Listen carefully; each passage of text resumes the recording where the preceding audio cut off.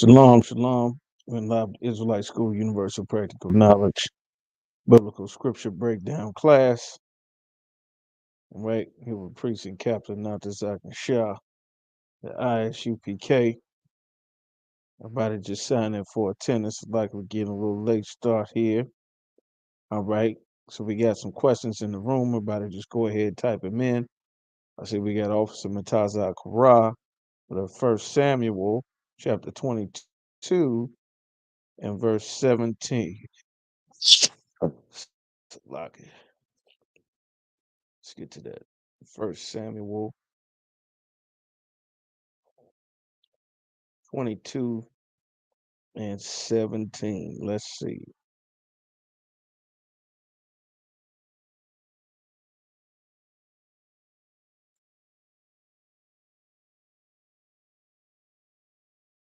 First Samuel chapter 22, verse 17. I guess I was just very surprised that an Edomite had rank in Saul's kingdom, that he used him to unalive 85 brothers and sisters. So let's take a look.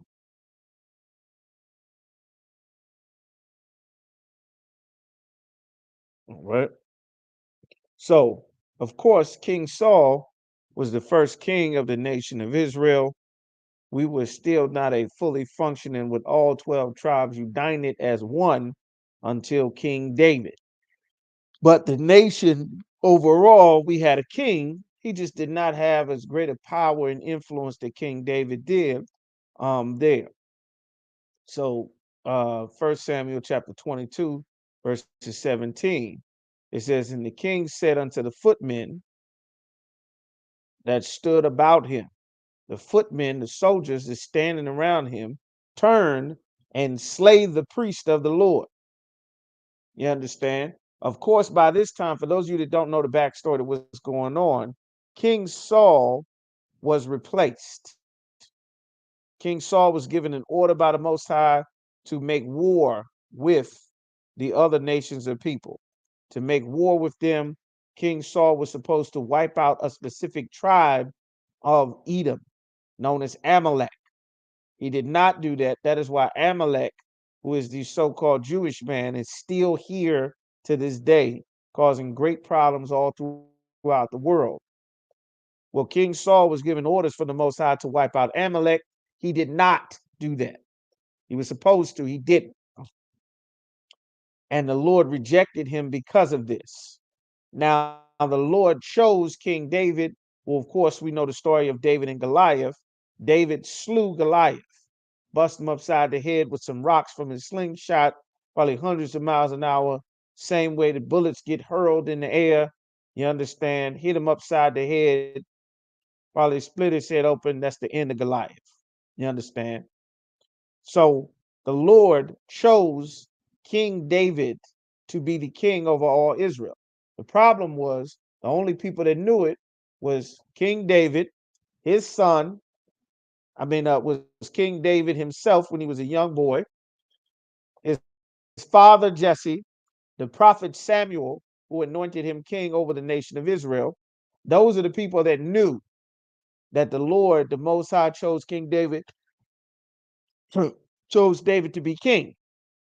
Of course, finding out he slew Goliath, King Saul, who's the ruler at the time, he took King David from his father's house and his land to bring him to King Saul's courts, the royal city, the capital city.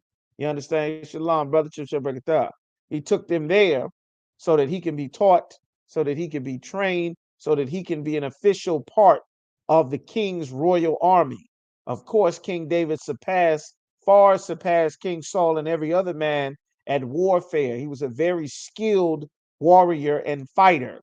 Even as a young man, he was very skilled. That's how he was able to slay Goliath. Over time, King Saul's actions made it more and more clear. You understand? Shalom, Akim, Yahweh Shem Shabbat, Shalom, sisters. Y'all joining Yahweh Shemar Alathan by Hashem Yahweh Shah. All right. Over time, it made it clearer that the Lord was not with King Saul. The Lord had blatantly rejected King Saul because he got instructions, like I said, to wipe out Amalek. He did not. He got instructions to destroy everything from Amalek. He kept the sheep, he kept the riches, things that were supposed to be burned and destroyed as a test. And these are things that's very important for you to learn in the truth, especially for you brothers coming into the truth that want to become troopers, want to become officers. Following orders is extremely important skill to have. Small minor details could be the difference between you obeying the Most High and getting rulership, or you disobeying the Most High and it caused the lives of millions of people for generations to come, because some people who weren't supposed to be alive anymore are still alive. You understand? That's why the Lord loved King David so much, because King David fulfilled all the Most High's will and he extinct many nations of people. All of those Hittites and Hivites and Jebusites, Girgashites, you understand? The many of them you don't know who they are, because the Lord gave King Saul instructions to get rid of them and he did not. The Lord gave instructions to King David. King David got the job done. You'll never see one of those people ever again. Well, the Lord rejected King Saul, chose King David. King Saul chose to fight against King David, even though the Lord had already anointed him, even though King Saul was losing battles, which was not normal to happen to the nation of Israel, because the Most High with us, he promised that no man would be able to stand before us, because we are the armies of the Most High here on earth. You understand? So what ends up happening, the Lord rejects King Saul. The prophets are telling King Saul, the Lord has left thee. The prophets are no longer getting visions from the Most High to direct King Saul. King Saul is on his own, but as far as the Lord has abandoned him, as far as the nation knows, however, everyone is still following King Saul. Everyone still believes he's the rightful leader. He has the seat in power politically, even though spiritually and as far as the Lord is concerned, he is not in charge. Well, the prophets and the priests all work for the Most High. They don't hold political offices. And that's why it's so important. One of the commandments in the Bible is you don't vote for your leaders. God appoints our leaders. We don't vote for who's in charge of this city and that city and the mayor and the president and the aldermen and what religious leaders you'll follow or vote to put yourself in power. That's not how our people work. We're not politicians.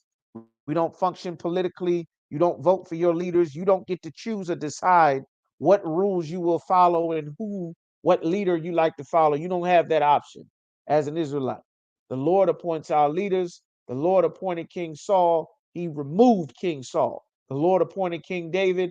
Everyone was supposed to follow and obey King David. The Bible, however, is not magic. So, as far as everyone is concerned, Saul is still the king, even though the Lord is with David. You understand? So, there's a process of learning these things as they happen throughout the Bible, that the Lord isn't with King Saul. Eventually, King Saul ends up being captured, or he would have been. He commits suicide, falls on his own sword, so that the Hamites, the Canaanites, the Hamites did not get a hold of him, because they'll do terrible things and violate a man and a woman. You understand? If they get a hold of you in some warfare. So you understand? That's what ultimately happened to King Saul. And then there was a civil war that continued on with King David and the men that followed him, and then the men that followed his lineage or his son, with the house of Saul, until enough of them died, and then their chief general realized that the Lord was not with him, that the Lord was with King David. You understand? Those records are all recorded in the Kings and the Chronicles, just to catch y'all up on speed to see what's happening. King Saul was a very evil and wicked man, because the Lord left him and he was determined to stay in power. Just like the Christian preachers and religious leaders and political leaders we have, blacks and Hispanics, Native Americans still follow their own chosen and appointed leaders, as opposed to getting in the ISUPK and following the one leader that God appointed, which is Commanding General Yohana. So, just like here in the Bible, there's a process, you understand, so that our people understand this. So this is what's going on. So now when we get to always Matazar's question, 1 Samuel 22:17, it says, and the king said unto the footmen that stood about him, turn and slay the priest of the Lord. That's how you know he's doing something evil. He wants to unalive the priest of the Lord because their hand, their service, meaning their hand, their service is also with David because they stand with David because, of course, David, the Most High, is with King David. And because they knew when he fled, King David at this time, he is on the run. He is what is known as an enemy of the state. Just imagine the sheriff's department, the local law enforcement, the FBI, all the government agencies are looking for this enemy of the state by the order of the king to track down this man, to bring him, you understand, into custody to hold some sort of trial or to be executed. That's what's going on with King David. Of course, he's on the run. The Lord has chosen him. This is when he writes the book of Psalms.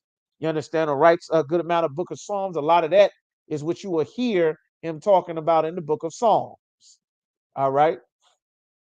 So he's telling the men to slay the priests because they're obeying the Most High and standing with David. They didn't tell him because King David had the opportunity to slay King Saul many times, but he was raised in King Saul's house, and even though that he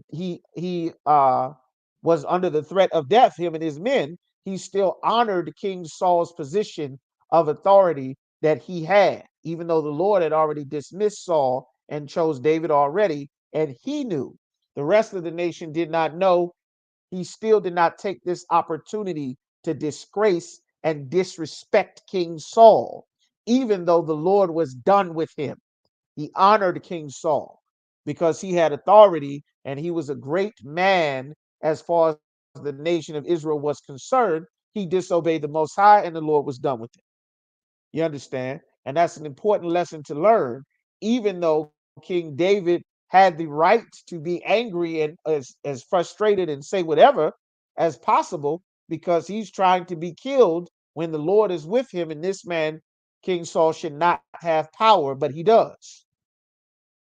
He still honored him. And that's an important thing about brotherhood.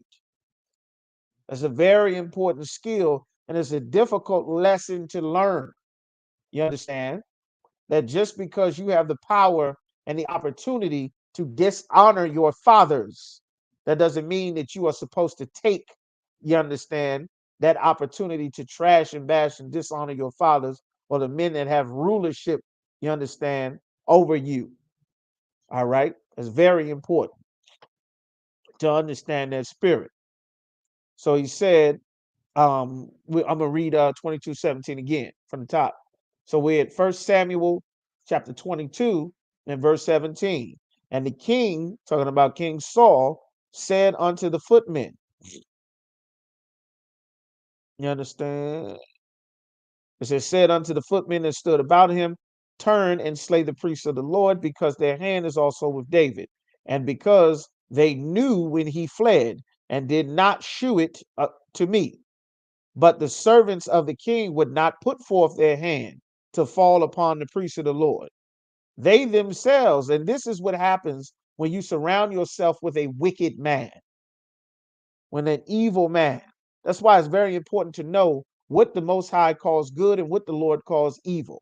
By you being around an evil man, in order for an evil man to maintain his power, wicked men have to strengthen him. You understand? Without the Christian church and preachers who are abusing children and robbing the people, there takes other wicked men to be complicit in the evil that he does to make him strong. If the people in the congregation of the church were not committing adultery, were not eating pork, were not celebrating abominable holidays like Christmas, putting up Christmas trees, going Christmas shopping, celebrating Thanksgiving, putting up Halloween decorations, celebrating 4th of July, shaving their face and their head, getting dreadlocks, smoking weed, brothers having sex with other brothers' wives, sisters having sex with multiple men, aborting their babies. If the congregation was not wicked, the preacher would not have any power to rule. You understand? The only reason that the people stay in that congregation is because they are worse than the preacher.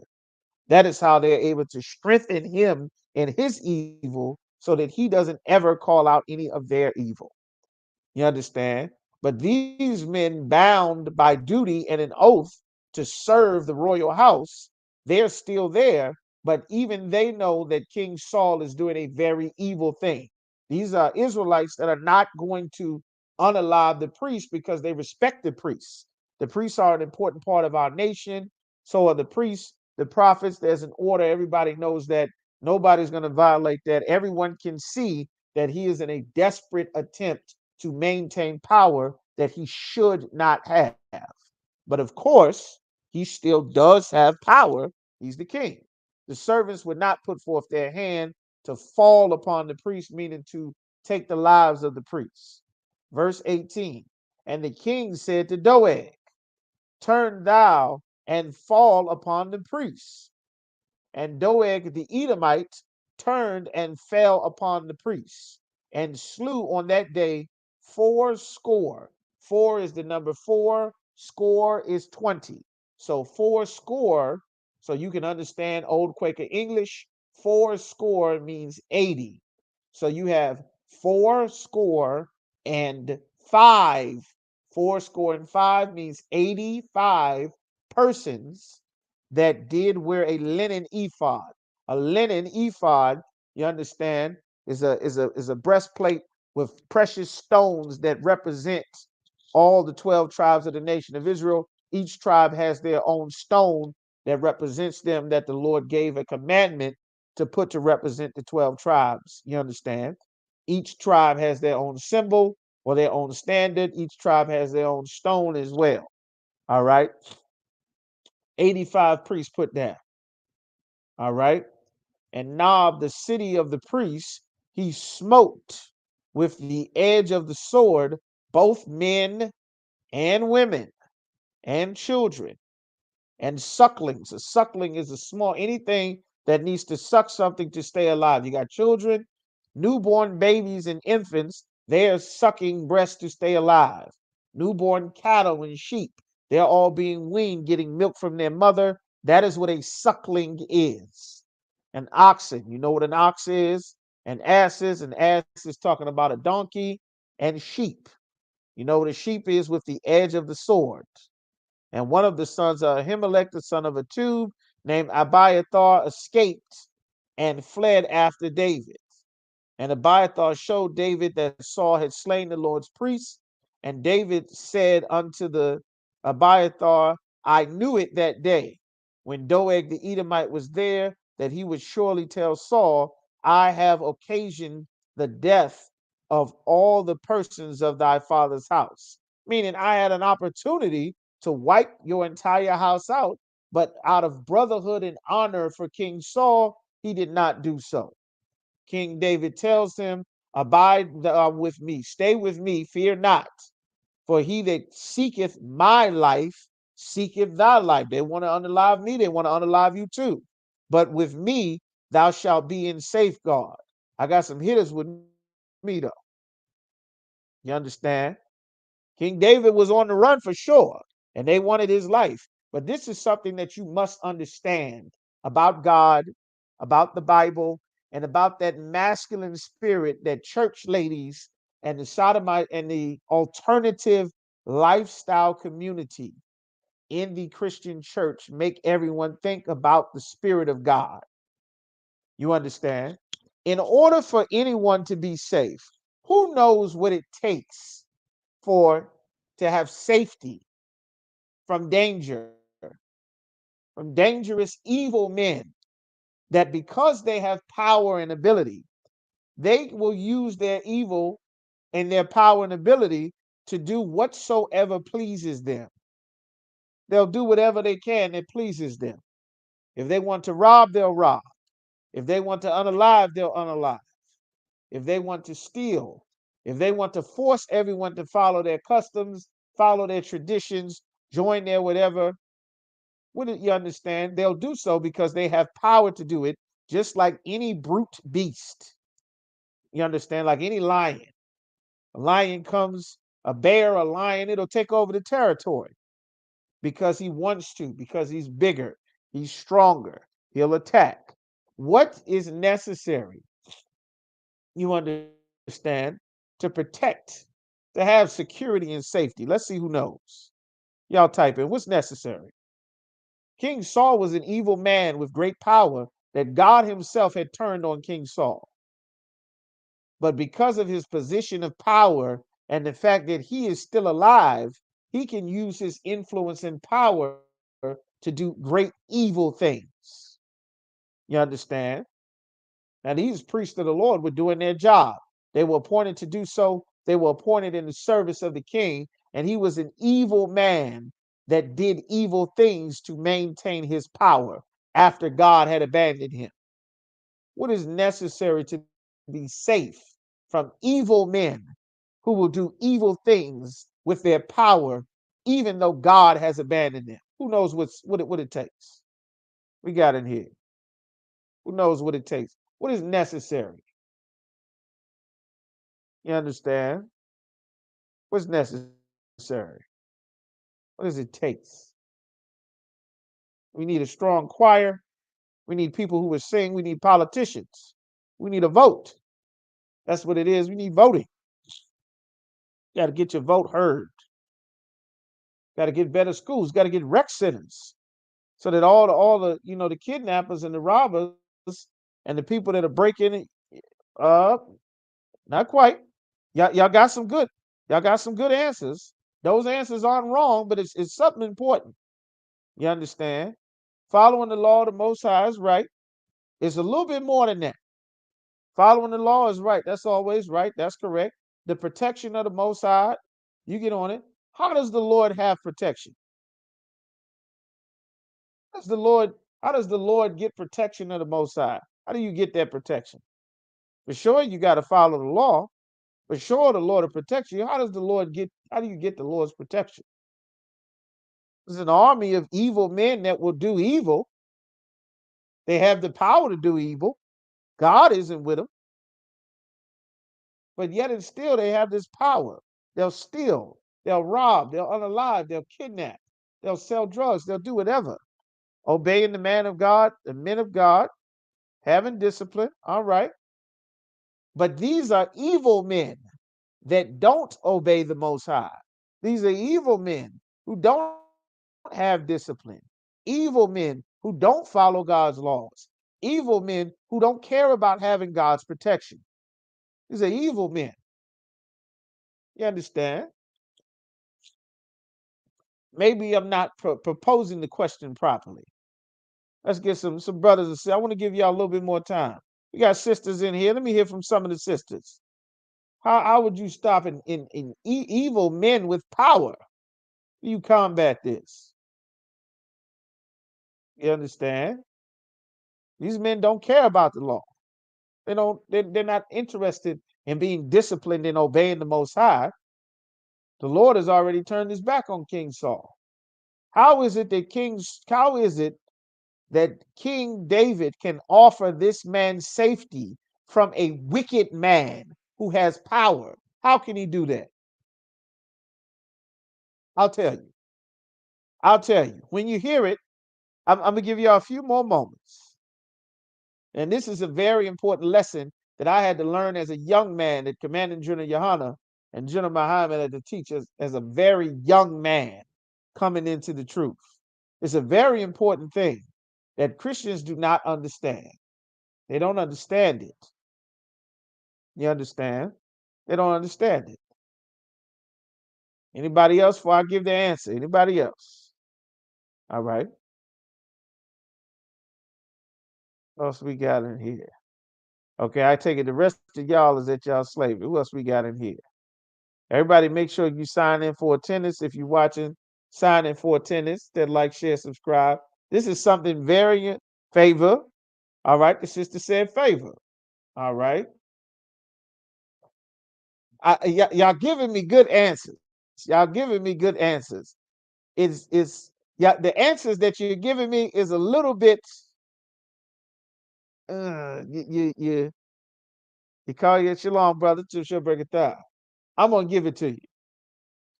By being strong and courageous, fearing the most high, not the evil ones. Who being strong and courageous? Who? The evil men are strong and full of courage to do evil. They don't fear the most high. They don't care. And this is something that is a very important thing that Christians do not understand.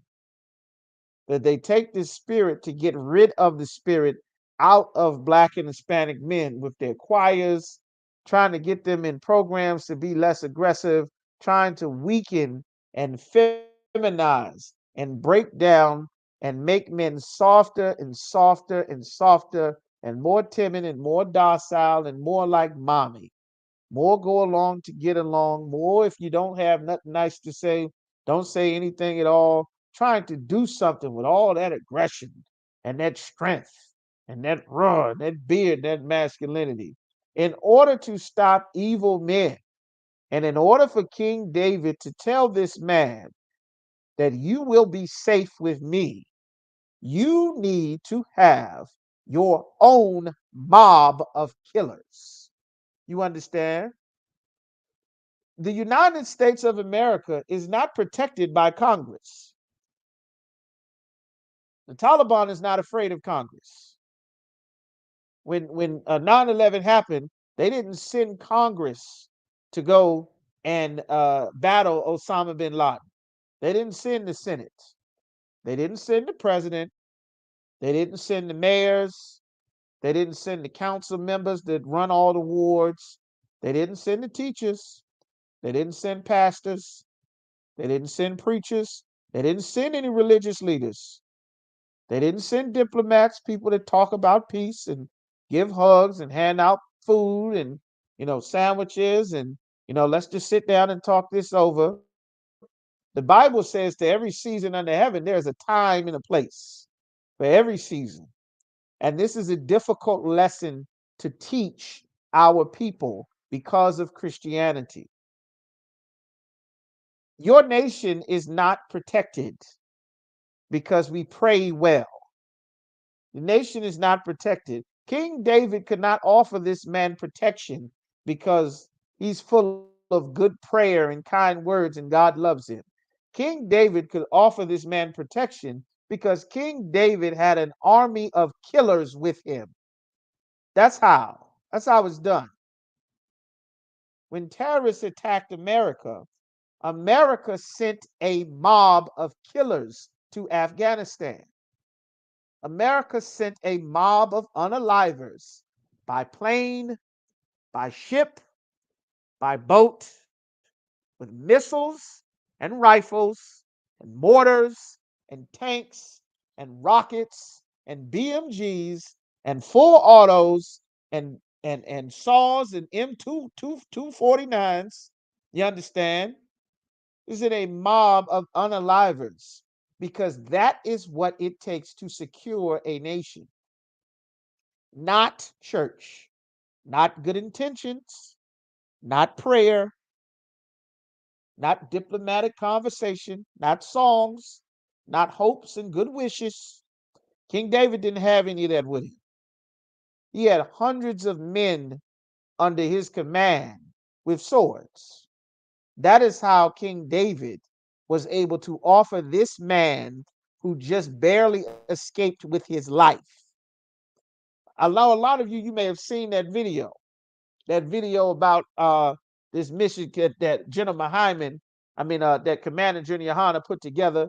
You understand?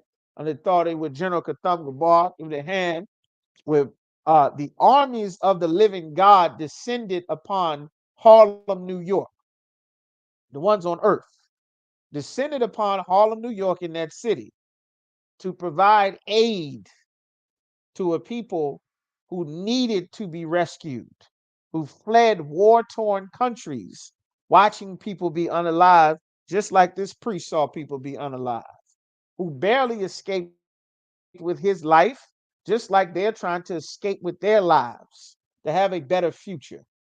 Well, the Chinese man has people that would do so for them. They have their own everything. So do the Arabs and the Africans, the East Indians. So does every people across the world, especially when they get here to America. They are treated like a people. When so called Haitians, so called Venezuelans, Central South Americans, Colombians, Mexicans, Guatemalans, El Salvadorians, Haitians, they don't get that when they come to America. They don't have that protection that they need, like this priest needed, fleeing for his life from wicked men with power that will take his life, just like they took the lives of those other priests. You understand? The protection of the Lord does come from obeying his laws, statutes, and commandments. It does come from obeying the Lord. It does come from being disciplined and keeping his laws. You all were correct. You weren't wrong. It does come from having the Most High's favor by obeying him. You understand? It comes from following the laws. And following those laws get you the Most High's protection. But there's another key element that's very important. It's very important. And it also comes with obeying the men that God set up. Because the first thing that the Lord set up to make us a nation was to lead us out with an army. And no matter how much resources you get, how much prayers you send up, how much well wishes that you offer, how much songs and good intentions, how much of whatever you gather together for yourself to make things wonderful, if you do not have an army to protect it, you are just gathering resources that anyone who has fortified their people can come and take at their will. And that's a very important lesson that Blacks, Hispanics, and Native Americans never learn. You don't defeat wicked men by praying that they stop being wicked. Evil does not go away just because you cry or you're sad or you pray that it disappears. In order to combat evil, there must be a force actively pressing against the evil. Fires don't just go away. There are people who train to fight fires. You understand? Otherwise, the fire is just free to burn and unalive whoever, whatever it chooses until it runs out of fuel. But if you want to stop the fire, some people have to be trained to go and take that fire, put it out. It's necessary. You understand? It's very necessary. That's how you build a nation. That's how King David is able to offer him safety because he doesn't have an army of prayer warriors. He doesn't have an army of choir boys. Commander General Yohana is not raising up prayer warriors. Prayer warriors did not go to Harlem, New York to make sure that God's children, the children of Asher, the children of Israel, the children of Issachar and Levi and Zebulon, prayer warriors did not show up to hope that they were able to get winter provisions. Prayer warriors did not show up to Acuna, Mexico in cartel drug territory with 18 wheelers full of, goods and clothes. Prayer warriors didn't come to El Paso. You understand? Prayer warriors aren't in Indianapolis when Palestinian terrorists drive their truck through the goddamn school. You understand? We're not prayer warriors. Prayer warriors are not men of God. Real warriors is what it takes to be a man of God. And that's a very important lesson there. That's how you stop evil. You understand? That's how it stops. For all the fake Israelites and Christians that believe that everyone should just come together and then magically everything will be resolved, you don't understand the Bible. The Lord is a man of war, conflict, battle. That's how the Lord, that's how you know. That's the Lord's way. You understand? That's right. King David had soldiers ready to mobilize at his order, just like Commander Junior Hunter. That's a very important thing. You understand? On top of obeying the Most High, having the Spirit of the Lord, you must have an army. And that's what Christ raised up. You understand? That's what Christ raised up. That's what Moses did. That's what Joshua did. That's how you have a nation. Of course, King David told him not only was the Lord with King David, but there was still an active enemy seeking his life. Even though the Lord was with King David, that didn't mean King David was safe. You understand? He was not in safety. The Lord was with him, but he said, if you are with me, you shall be in safe guard. That means it's people here that will guard your safety. You're not just safe just because everything is safe. You safe here because it's men that will guard your safety, men that will do something about something and make something happen. You understand? Evil is able to spread because there's nobody fighting against evil. You understand? But if there's a force fighting against evil, then evil got to think twice about how bad it want to be. You understand? So that's what that was about there. King Saul was very wicked. The Lord had left him, and just like when the Lord leaves, you have to find, you understand, whatever resource you can to maintain power because the Most High is not with you. That's what our leaders have done to this day. And of course, eventually King Saul ends up taking his own life. The Philistines end up capturing him or capturing his body. Benjamite brothers had to go and retrieve it, his body and his armor. Everybody knows King David is the king that the Lord appointed. Further down the line, even still, it took civil war to make us 12 tribes as one nation. You understand? It was never magically everybody just decided, oh, yeah, well, I see the Lord is with them. That's not what's in the Bible. That ain't what's in the Bible. You understand? People came up against Moses, and the Lord had the earth swallow them up alive. That's how people had to find out that the Lord wasn't with everybody. You understand? So that should answer your question. So I can get into my topic there. Um, where we left off last week, we were talking about what the aged woman is preparing, like a very important job that a woman has in preparing the next generation. A woman, of course, does not represent the Most High. A woman doesn't, okay, Most High in Christ. A woman is not made to represent God, contrary to what the Christian church teaches, but a woman does have a very important job, extremely important. And her job is extremely important in this. The majority of any species is a female. You understand? The lion rules the pride and patrols the land, but the lioness is the one that's going to be raising everybody. You understand?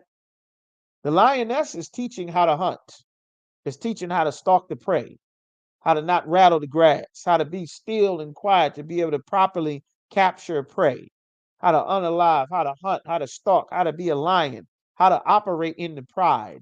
There's a very important job that the Lord had for a woman to do that is very vital and essential to the functioning of a nation in every community. This nation, this kingdom, rather, of America, because America is filled with many nations. You understand?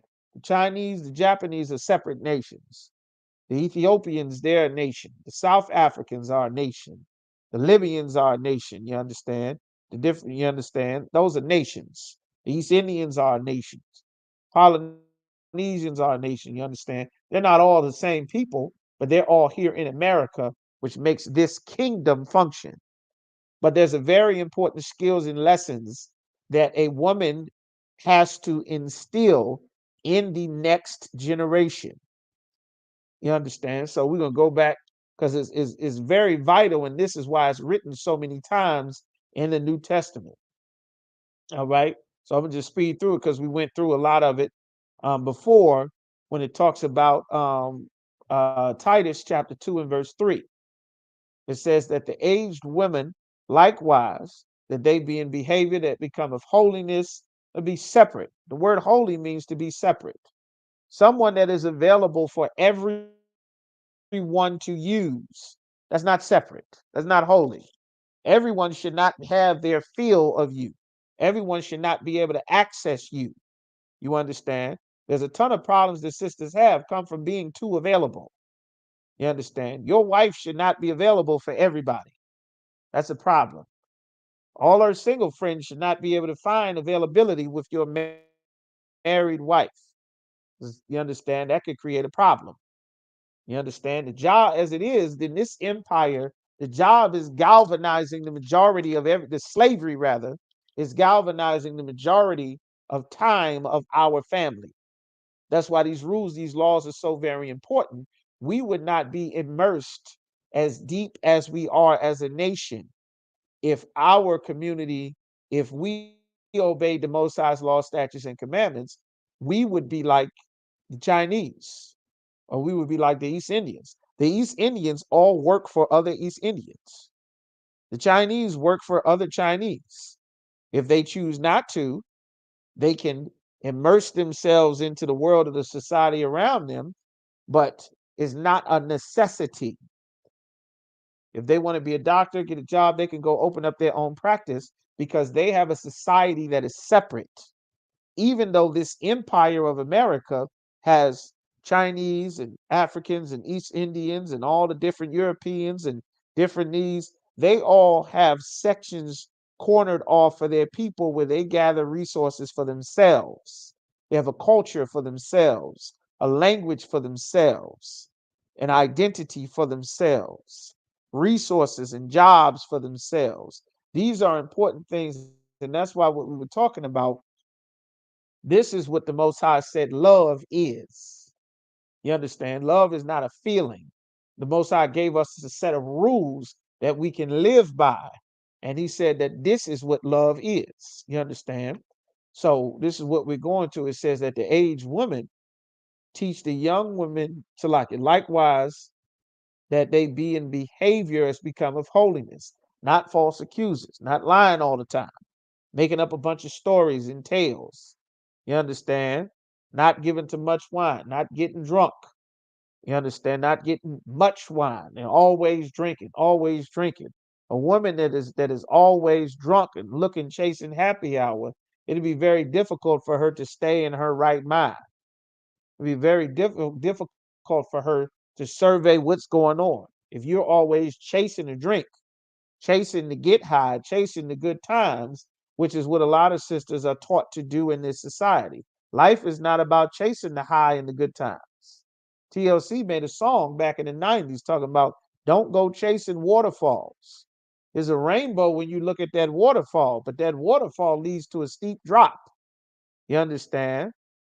Like this society has fed our people to want and desire everything.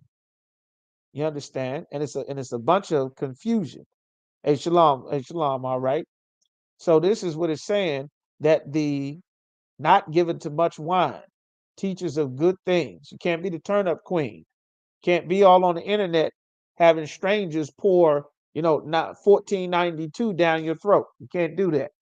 An aged woman is supposed to teach you not to do that. You understand? How to handle your drinks. When to know enough is enough. How to be a lady is very important. The majority of the nation are women. Somebody has to teach women 101, women 201, women 301, because a lot of it is not being taught. You understand? To be sober, not to give into much wine. Teachers of good things. What are the good things that they're going to teach? The Lord is going to say once again what he considers to be a good thing. That's why we're reading the Bible. That's why he's instructing the brothers who are in charge of the schools to make sure this is what the sisters are doing because the society in the world will find something to fill the minds of your sisters and your daughters, you understand, and your mothers, if there's not already something filling our people's heads. Right now, everybody is able to pour into our people, and that's a problem because we got a bunch of ideas and thoughts that don't come from us, that don't line with the Most High, that tears our people apart. But then there's a generation that has been around for a while that's able to see how things turn out generation after generation. An aged woman is supposed to tell her, a young woman, and remember, especially in this day and age in society, like, listen, When I was young, I know you got a lot of things available to you now that we did not have. But there are things about life that do not change because of technology. There are things about being a woman that do not change because of the times. There's wisdom that we have as a people that is passed down to us from our God. And there's ways that a woman cannot operate if she is one of us, if she's an Israelite. We cannot be like this. In the world, in the society that you see, it is filled with sisters that do not obey the Most High's commandments, that do not have this righteous and virtuous spirit that the Lord wants on his daughters to have. So you must be careful and learn about these things. And now let me teach you from this aged woman's wisdom that's supposed to be passed down. You understand?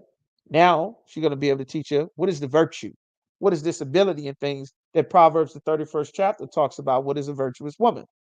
So they're going to teach a younger woman behavior that's in holiness. Don't be false accusers. Watch what you say out of your mouth, little girl. Watch what you say. Watch your tongue. Don't get into the habit of lying, making up stories and tattle, and you understand, making up things that are not true. An aged woman is going to do this because she's going to teach good things. But if you are an aged woman and you raise your children lying, like lying about Santa Claus for the sake of Christmas, lying about the tooth fairy for the sake of traditions, lying about the Easter bunny for Easter, lying about Jesus being a oppressor when the Bible says he's a black man, lying about the new year beginning in the winter when the year begins in the spring. If you yourself are lying to the children about who their daddy is, lying about this, lying about that, you are teaching by your actions a bad thing. That's not wise. You can't lie to your children the first 5, 6, 7 years of their life and expect your children to grow up and become teenagers and not tell you a bunch of lies. You understand? And these are very important things because an aged woman, you're going to teach a younger woman by what they see you do, what they hear you say. You understand? So this is what the scriptures are saying. And by us having a foundation of obeying the Most High, this is going to change our outlook on what's right and what's wrong. You understand? Most of our people in our homes are being raised just by mom alone. You understand? So there's a lot of wisdom and pieces that are missing that the Lord intended to be a part of our upbringing, but we're not getting as a people. That's why the Lord always rose up the prophets, which are only in the Isupk, the men of the Lord, to give you the universal practical knowledge that can be applied to every situation. You understand? So let me see. Tradition, bear with me just a moment. ADLT. That's why it's very important to come into the truth. Mind you, he's writing these things about sisters that are in the truth. You understand? These traditions that we have inherited, like Christmas, like Mother's Day, Father's Day, Valentine's Day, these traditions, it's important to unlearn them. Not only because they make the Most High angry, you understand, but they're lies. And if we want to start to build, that's why the ISUPK is the home of the truth. If we want to start to build a foundation of truth amongst our people, there are so many lies that blacks, Hispanics, and Native Americans believe in. Our people believe in black magic. Our people believe in voodoo. Our people believe in praying to crystals. Our people believe in witchcraft and burning sage to ward off evil spirits. Our people believe in praying to the zodiacs and the Sagittarius and the Capricorn. Our people believe that magically you'll do nothing, have no works, never apply yourself, don't go to school, but you'll go to church, you'll sing, you'll throw money, you'll cry, and then magically God is going to drop you lottery money falling out the sky like a goddamn genie. That's a sucker. And Christianity teaches us to be suckers. Like if you spend 20, 30, 40 years of your life building yourself up, being this good, strong individual, I got all this power. Then once you've accomplished everything you want to accomplish in your life, in the later stages of your life, now you want to go and try to have a family and look for a man after you've done and fulfilled everything there was for you to do in your life. That's backwards. Christianity teaches our sisters to think this way because it teaches our people to be married to the empire. That's what Egypt wanted. That's why they were throwing the firstborn children into the river so that the women and the children they raise up would be entirely married to the empire, married to the job, to the business, to the taxes, to the grind, to the shopping, chasing the lust, chasing the fantasy, trying to find somewhere to belong. The stability of the nation is building up the man because the man carries the seed, the culture, the heritage, the language, the nation. That's a very important skill. From that stability or the roof of a home, everything else is built and shaped around this thing. And an aged woman who has seen the generations where families were filled with mother and father and children, then also throughout generations got to see families being raised, removing that father, removing that man and his authority, removing his skill and his ability to notice a problem and stop it before it gets bigger 15 years down the line. An ability to see who is good and should be welcomed in this house and what is bad and should not be welcomed in this house. What behavior is acceptable? What is too strong? What is too weak? What is him being, you understand? What is a proper time and response for something that's not based on emotion? It takes a man to have that balance because a woman by nature is an emotional creature. She's built and driven by emotion. But an aged woman who's had years of well instruction, you understand, is going to teach things to a younger woman. So this is what we're going. This is to repair and put things back in the proper order that the Most High intended. It says, not given to much wine, teachers of good things, that they may teach the young women to be sober, have a clear mind about what you're doing, what you're wearing, what your image says about you, how it's going to reflect on the rest of your sisters. What type of person, what type of sister, what type of person are you going to be? What type of reputation are you building? Are you going to earn a bad reputation for the rest of your sisters, for your fathers, for your brothers, for your daughters, for your granddaughters? You understand? Like these things carry from generation to generation. The Bible says the blessing of the father established houses, but the curse of the mother root out generations. And this is an important thing to learn. You understand? This is what she's teaching, that they may teach the young women to be sober, to have a mindset about what they're doing. You understand? To love their husbands. That's a very important thing. I hear more and more sisters talking about wanting to be mothers, but not wanting to be wives. That's out of order. Thinking that child support and 911 is going to make up for you not having a husband, you are, raising a shooter. Statistically speaking, this child without having a father has a very high percentage of not finishing school and ending up incarcerated and living in poverty without when you remove that father from the equation. These are statistical facts that is done over decades and decades of data analysis, yet and still our sisters are being taught by aged women not good things, non sober things. They've been taught this and it's been passed down from generations. That's why when you come into the truth, this is an important skill that an aged woman needs to fight to pass down to the next generation because this spirit has not been passed down.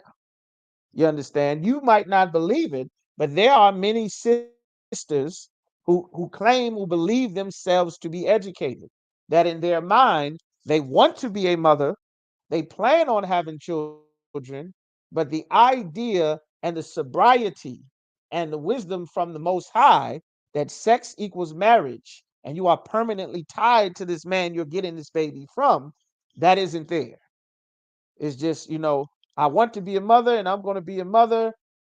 And, I don't have no plans on being no wife. I just want the baby from him. And, he can go on about his way. I just get what I want. And that's it. Like, that's a very non sober thinking. You understand? Because someone's going to have to prepare your sons and daughters. Someone's going to have to teach him how to interact with the police, how to speak a certain way, how to operate and function, how to navigate what's a good friend and a bad friend, how to navigate what's a dangerous situation. You understand? What does the Most High want? When you're full of feelings and emotion and you don't know any better, like there's an important skill that our people don't realize that God withheld from a woman by nature. But an aged woman is going to teach a younger woman how to love her husband because the aged woman has a husband. You understand? Like the Lord didn't make a woman to just be single running around everywhere. That's confusion. That's why it's all this competition between sisters. You got nobody telling you to cut all this nonsense out. You're busy fighting another sister. You understand? All of this 20,000 wigs and 900 colored fingernails and you understand a whole damn cape attached to your eyes with eyelashes. You understand? That's mainly for other women. Men don't need most of that. And men say they don't need most of that and don't want most of it. But this is sisters keeping in competition with other sisters because all of this loose ability is just free everywhere, just bouncing and fighting up against each other. The Lord never made life to be that way. It's ton of confusion because nothing is in its proper place. You understand? And the Lord wants to fix this. And there's an important job and a work and a force to fix all of the problems and all of the evil that is being done to our people. There's a way to fix that. And that's what the ISUPK is here for. That's what the Spirit of the Lord is for. That's what the truth is for. That's why when you get into First Corinthians, he says that a woman is not allowed to teach the Bible. You understand? Her dreams and aspirations should not be about serving God because an aged woman is going to teach you your dreams and aspirations is about being a good mother and a good sister and a good wife and keeping yourself chaste and keeping yourself from this and being sober and gathering virtue and ability so that you can forward the next generation with skill and ability. You understand? Sisters would have a lot less time to fight each other and get in trouble and get into knife fights at the carryouts and all over the world getting kidnapped if you were somewhere sewing a quilt, sewing garments, taking care of these kids that's running the street shooting everybody. How about breastfeeding the baby, putting the baby down for a nap? How about that? How about going over that homework? Apparently, the damn education statistics get worse and worse by the hour. They just covered some stories. Some brother missed 280 something days of school in 1 year. He got straight F's, and they just kept passing him to the next grade. Can't read, thinking he about to graduate, damn near 20 years old. You understand? Like there's an important job and a task that is before our people. It's very important. And the only way we get back structured on the focus on how to fix these problems is for our people to come into the truth and start to get sober about what it is that we're doing as a nation. So it says that they may teach the young women to be sober, to love their husbands. You understand? What is love? Love is keeping the commandments. To understand that you cannot leave this man. You cannot go and just find something better to get happiness somewhere else. You understand? Like that's a very damaging thing that destabilizes the entire nation. No one can build anything on a foundation if everybody knows, at the slightest whim of unhappiness, everything that you've worked for since you were a teenager, just some woman would just up and take it, including your kids, your house, half of everything you worked for, and you'll be paying her a ransom to see your kids, and you'll be paying a bill damn near for the rest of your life while her and Project Plat split it. You understand? In your house. So these are important things because this destabilizes us as a people.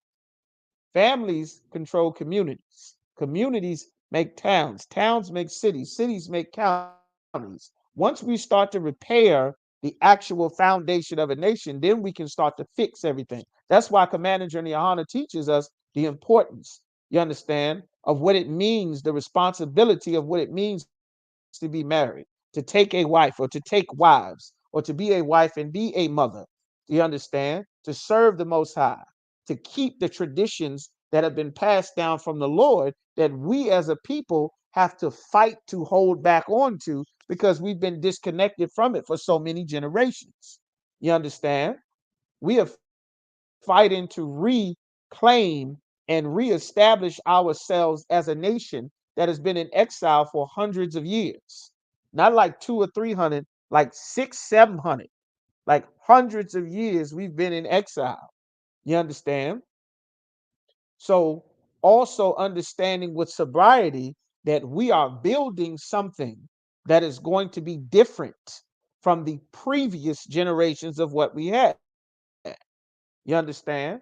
We're rebuilding things that have been torn down so that that village that everybody talks about, it takes a village to raise a child. You understand? The Isupk is rebuilding that village and turning that village into a nation so it can be multiplied all across the earth wherever these 12 tribes are. You understand? To love their husbands. You understand? They may teach the young women to be sober, to love their husbands, to be sober and love their husbands, and be sober about what you're saying, about what you're doing, about what you are presenting before your children, what they're seeing you do, what they're hearing you say, because they're going to learn from your actions. They're going to repeat what you say. They're going to learn from your actions. That's an important thing, important lessons children learn. The next generation learns from what they see. You understand? So this is what the Lord wanted. All right. To love their husbands, to love their children.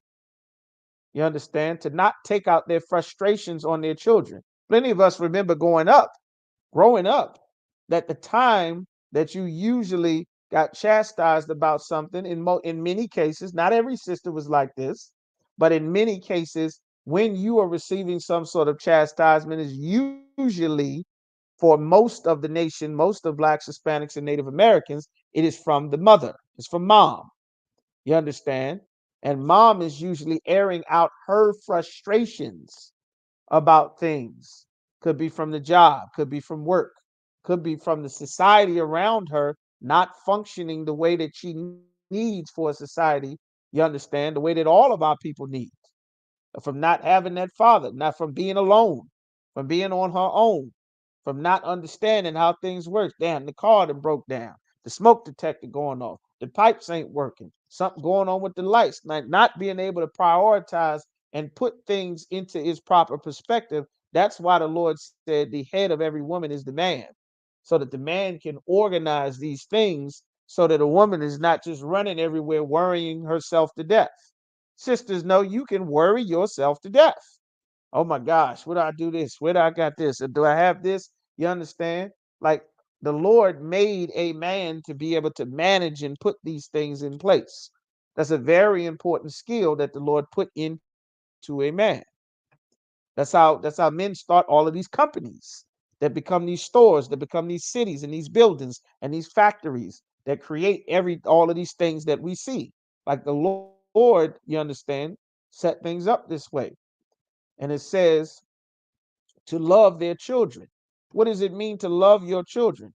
To teach your children, to teach them to obey the Most High, not teach them Santa Claus and Christmas, to teach them that they are Israelites. You understand? To teach them that God has a dietary law. This is the love of God, that we keep his commandments. To teach some, we can't eat pork. We can't eat crab, shrimp, and lobster. You understand? We can't do this. So that when they come with this, when you're not around, mommy said we're not supposed to eat pork, crab, shrimp, and lobster. God don't want us to eat pork, crab, shrimp, and lobster. What is this? Hey, come here, taste this. Kim. What is this? Is that pork? Mommy said y'all be eating pork. We're not supposed to eat pork. Is this turkey? If it's not turkey, I don't want it. If it's beef, okay, it's beef. Okay, I'll take the beef. You understand? Children may be little, but the spirit of the Lord is not little. You understand? The Bible says, train up a child in the way that he should go. And when they are old, they will not depart from it. from it. Like us as a people, we've not received training. We've been taught survival. Survival is not training. You understand? Go to work, pay a bill, pay your rent, pay your insurance, pay your car note, get your license, have your registration. That's not living. That's survival. That's not training. You understand? And the ISUPK brothers and sisters get training. Have your stuff together. Learn to follow in order. Learn to not be emotional about everything. Let's learn how to think critically. Let's learn how to do things at a certain time. Let's learn how to have actions and think about our actions because it's going to reflect on people that you care about. If you do this, then everyone will look at your people this way. If you're getting high, everyone will look at your people as the people that get high. If you understand all on Instagram starting beef and fighting, everyone will look at your people as the people who only want to beef and fight with each other. You understand? And this is what they'll think when it comes down from a decision to am I just going to take one of their lives or kidnap them, or are these important people whose lives matter to them and I should treat them accordingly? Like the Lord said, this would be our wisdom and our understanding. Is this a people that I can run scams on, or is this a united people? Do all of them believe the same thing? Or do some of them believe they from here? Some of them believe this. Some of them Muslim, some of them Christian, some of them Egyptology. You could come and wipe a people out like that. You understand? You can wipe them out easy. Start teaching them to love everybody around them. Next thing you know, you can pay the other people, hey, listen, I know me and you had a disagreement, but I got these suckers over here. You can get rich off of them. They love anybody. You come over here, you set up right next to them, they will accept you. They won't look at you as an invader. They'll accept you as one of their own. Are you a Rasta? Me Rastas too. Come on in. You family. We all from Africa. What? You Asian? What? I do kung fu too. Come on in. Yeah, we family. What? You like hip hop? I like hip hop too. You cool. You get invited to the cookout. There's no standards, no gates anywhere. But now, if you taught properly, now your children learning standards. Now they learning. Nah, I know everybody around here having Christmas and Thanksgiving, but you know what? I don't celebrate Christmas and Thanksgiving. What? What did your parents get you for Christmas? My daddy told me we don't celebrate Christmas. I don't celebrate Christmas. My mommy be trying to help me do Christmas, but I don't want no Christmas toys. God don't want to celebrate Christmas. Now you put the spirit of the Lord in that child. That child can wield some real power. You understand? Now that he got God's dietary laws, the evil teachers that want to abuse and take and do terrible things to children, they only have power to do evil because the Lord is not protecting our children. But if you love your children, which is teach them to keep God's laws, statutes, and commandments, the Lord will watch over your children. The Lord will keep your children from the old knucklehead drug dealer trying to get them hooked on weed, telling them to skip school, telling them to get in this car. The car's stolen. Everybody in the car high. You in the car riding around, and the police stop you. You understand? Like with the spirit of the Lord is alive. It's not, a sentence in a book somewhere. The Lord is really alive. You understand? Like he lives. And his spirit will be with your children. He said, if you reject me, I shall reject your children. But he said, teach these laws diligently to thy sons and daughters that their days may be long upon the earth. You understand? So that way, you won't have to worry about young brothers and sisters catching stray bullets, getting kidnapped, going missing, going to church, the damn preacher doing terrible things, the damn drug addict cousin, the nephew just get out of prison, staying at Big Mama's house, abusing all the damn nieces and nephews and little cousins because everybody's poor. The Lord will protect you from evil if you obey the Most High. The Lord will be with your future generations if you don't disrespect the Most High. You understand? Said, teach them. And how are they going to learn this? How are the aged women going to learn these things? Because if they learn anything, they will learn from their husbands at home. Because the Bible is about empowering that husband with all the wisdom, knowledge, and understanding in the scriptures.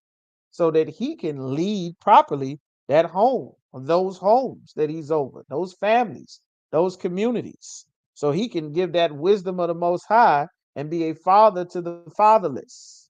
That's what the Spirit of the Lord is for. We've always had these problems as a nation, and we've always had to fight to rebuild our nation over and over again. And the only reason we've had that is because we've gotten away from obeying the customs that the Most High gave us. They're written right here. You understand? They're written right here. They haven't gone anywhere. The Bible says the Lord changeth not. He said, I change not. All right, together they shall live. Salaki, that they days may be long, bear with me just a moment. Trying to get that in the law so that I can give that to y'all. All right. It's written a couple of times. It says in Deuteronomy 11 and 19 is one.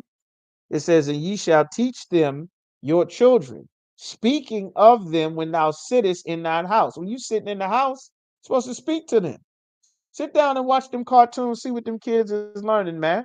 All kind of things they sneak in. I watched some movie with it was some cartoon, and it was some dog. Some dog is supposed to be Superman's dog or whatever. Some cartoon. Watch a couple of minutes of that, and he talking about, yeah, that's him. That's Superman. Superman, he got him a new girlfriend, and now this would happen to my partner. That's Jim. Jim was Sheila's favorite dog, but Sheila and and Donetta, they get married. That's her fiance. They just slip little things in there, and he says, when thou sittest in thy house, you say, now listen, son. Now listen, I need you to hear me, daughter. Listen. You see this right here? They say, yes, daddy, you see this right here? This is just a cartoon. You don't do what you see and hear in cartoons. It's just for entertainment. But you see that right there? That's a woman. And women don't have fiancés. Two women is not supposed to be together. You understand? You see Princess Frozen? You see Princess Frozen? She got a girlfriend. That's not supposed to be. The Lord don't like that. That's not our culture. We don't operate like that. Now they put this in the cartoon. You see Bugs Bunny jumping up and down and acting a fool. Yeah, you see him put that lipstick and that dress on. Boys don't do that. Lipstick and dress, that's for mommy. That's for your sister. You see that little girl? You see that? You see how that man cartoon put that dress on? Men don't wear dresses. You understand? That's not for a man. That's not for little boys. God said a man is not supposed to wear what a woman wears. A woman is not supposed to wear what a man wears. That's out of order. Now, of course, they're not gonna fully, dive into it necessary and have no deep philosophical understanding. As far as they know, they just watching cartoons. But this is what God said to do. It's not about what you think. It's not about what I think. It's about what God said to do. You see this here? You see that? Now, why did you take that from your brother? Why did you take that from him? He this and that, and I got. Well, said, well, why don't you share with your brother? Why can't you share with him? You don't like your brother? Like, what about how your brother feels? You see, he little, he's small, he's always into stuff. I understand he's always into stuff, but he's very young. He's very small. His understanding is not that well. Yes, it may be very annoying, but you're still family. This is still our brother. We can't just, you understand, be cruel to our brother who has very little understanding. We have to look out for him. We have to bear the infirmity of dealing with him, annoying everybody. But we can't be evil to him. Now, we can't just let him run and terrorize everything either, but we have to extend mercy and grace and forgive thy brother. You understand? The Bible says, lose thy money for thy brother's sake. Forgive thy neighbor the hurt he have caused thee. I understand you upset with your brother, but he might not understand right now. But you can't just be cruel and crush him because he's still your brother. That doesn't mean you get to let him abuse you, but share with your brother. He won't always be this small. He won't always be this way. There's a time and a season where he will be this annoying baby making all this damn noise. And then he'll get bigger and he'll get teeth. And then he'll be biting the hell out of everybody. And then we're going to have to teach him to not bite everybody. But he won't stay that way. He's just young now. She's just small and is still a part of our family. We have to be merciful to them. And learning that at home will teach them to be merciful when they go to school. And teaching them that as a child will teach them that when you get your frustrations when you grow up, that you don't just go to school and just start punching everybody in the face out of your frustration. Because when mommy got frustrated, she wasn't punching me in the face as a child. You understand? Like this puts a sobering spirit. But as long as our people are in hell and we frustrated and it's the bills and then it's Christmas and I don't have my identity and I'm out here by my own and I don't have all of this and I'm trying to make ends meet and the goddamn bills and this is going up. As long as our people have the foot on our neck and we don't have the spirit of the Lord and we don't have the brotherhood and sisterhood and the universal practical knowledge to understand what's going on in our lives, you understand, we won't know how to deal with and cope with life and things. But an aged woman that has been raised, that does have the spirit of the Lord, that does have the wisdom and the universal practical knowledge that she's getting from the priest of the Lord, like this will raise her up. This will strengthen her. This will give her a way to come and get counseling and learn what to do, to learn how to deal with things, how to raise those sons, raise those daughters, if she's raising them on her own. You understand?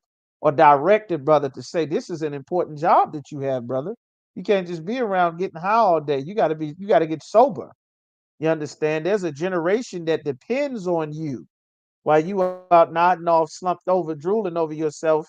You understand? High off of Percocets and weed. We got to clean you up, brother. We got to get you off of this weed. We got to get you off of this alcohol. We got to get you off of this drugs, brother. You understand? We got a nation of children and generations that need you to get strong. They need you to strengthen up, brother. They need you to get it together, brother. We got to clean you. We got to grow you up.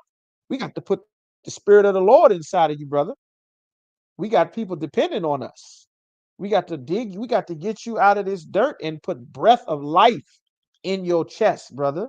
Put the spirit of God inside of you so that you can be a part of the force to fix all of these problems that our people have inherited. You understand? It may seem like it's not possible.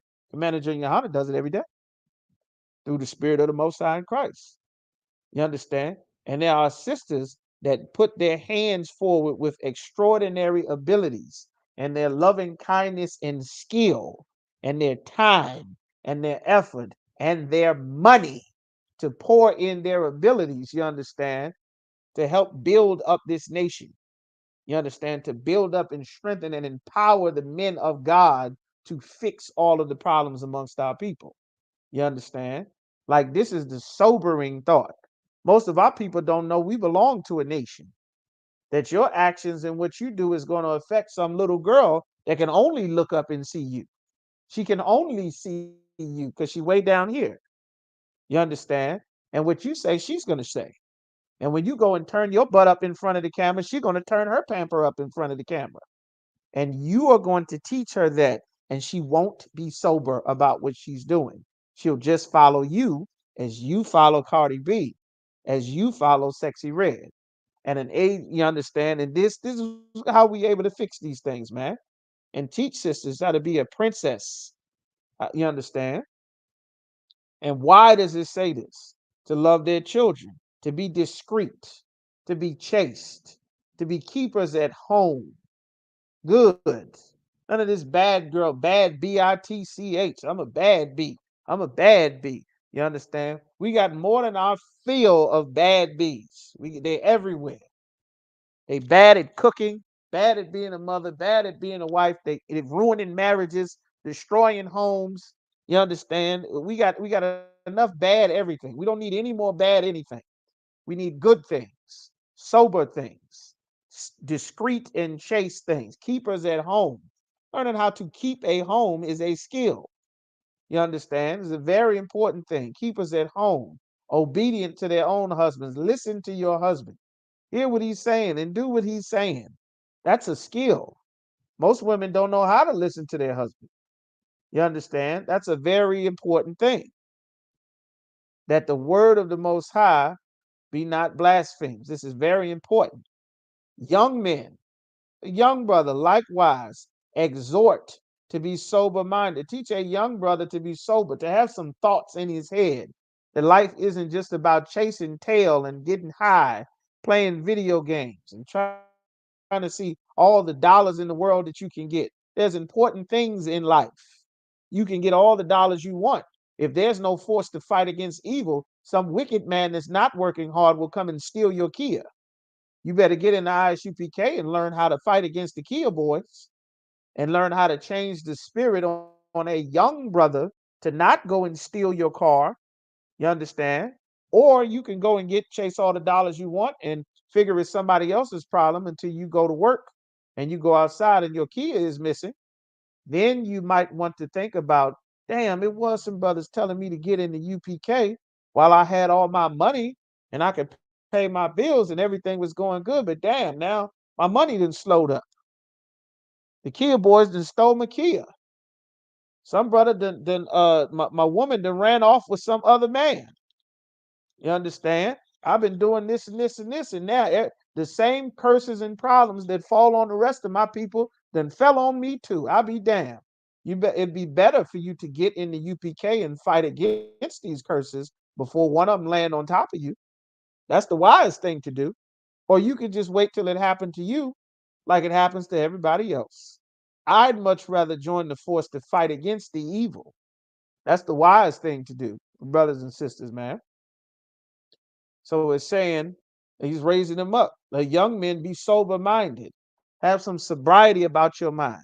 What is your identity? Where do you come from? You're not free to just go and become a Muslim because you're not empty. You're not looking for an identity. You have a sober mind. You know what your language is, the Lashawan Kwadash.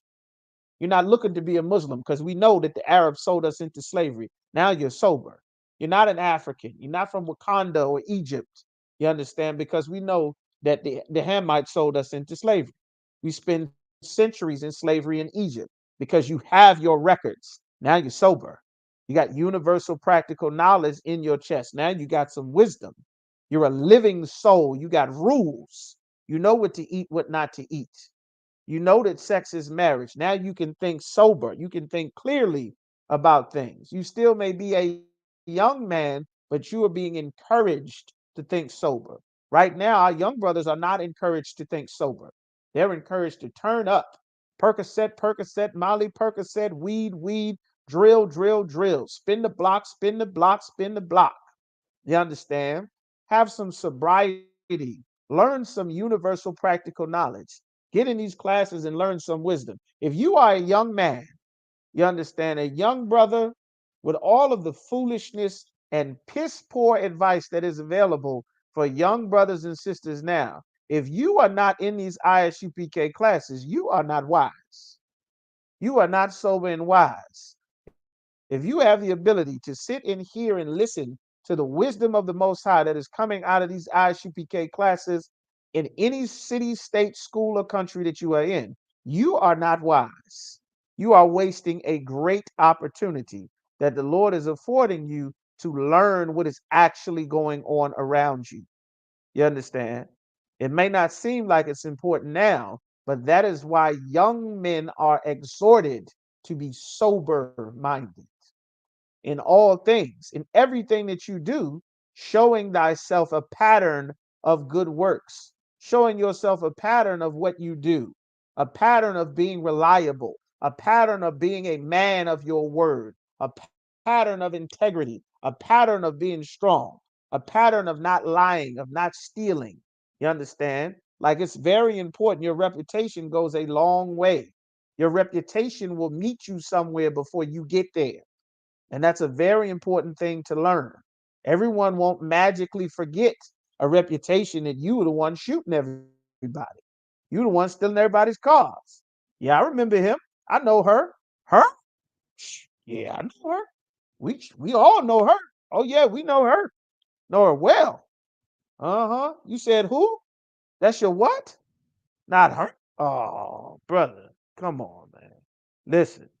I can't even let you go out like that, man. No, my goodness. You know what he did? You know what she did? You understand? Have a sober mind. Our people don't think years down the line. Our people think now and 20 minutes from now or later on tonight. You understand? This is to grow our people up. Our people are the only race of people that function as children. That's why we have thousands of dollars worth of entertainment and clothes and jewelry and don't have land and property in our name, don't have a deed to anything. But we got thousands of dollars worth of vanity, entertainment, and alcohol at all of our houses as a nation of people, of course, overall. Like that's a very non sober thing. The Chinese are not wearing their wealth. The East Indians and Africans and Arabs are not wearing their wealth. You understand? They ain't throwing their money in the air anywhere in a video, swimming on the floor in their money, flashing their money in front of the camera. That's not sober.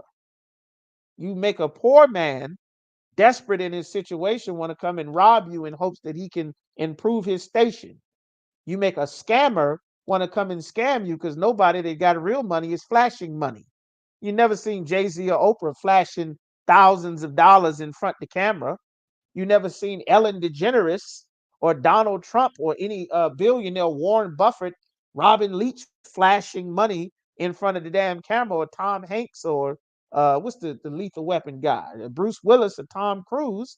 You understand? That's not a wise thing. Rap taught us to do that. That's not a wise thing.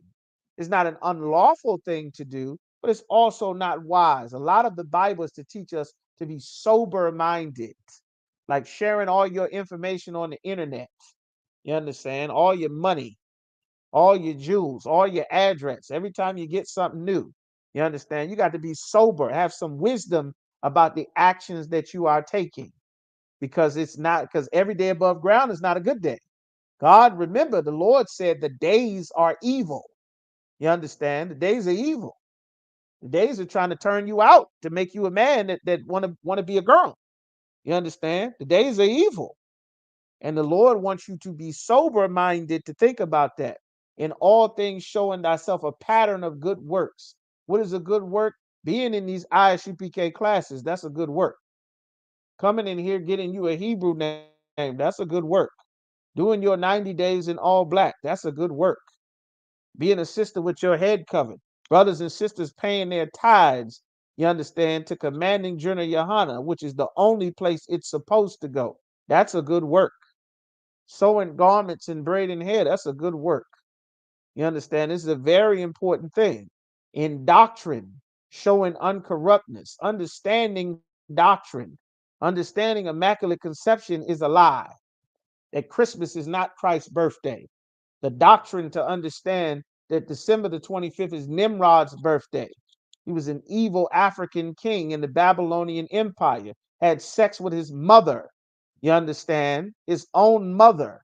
Her star sits on top of the Christmas tree, or what you call a star of Semiramis or Ceramyces was his mother.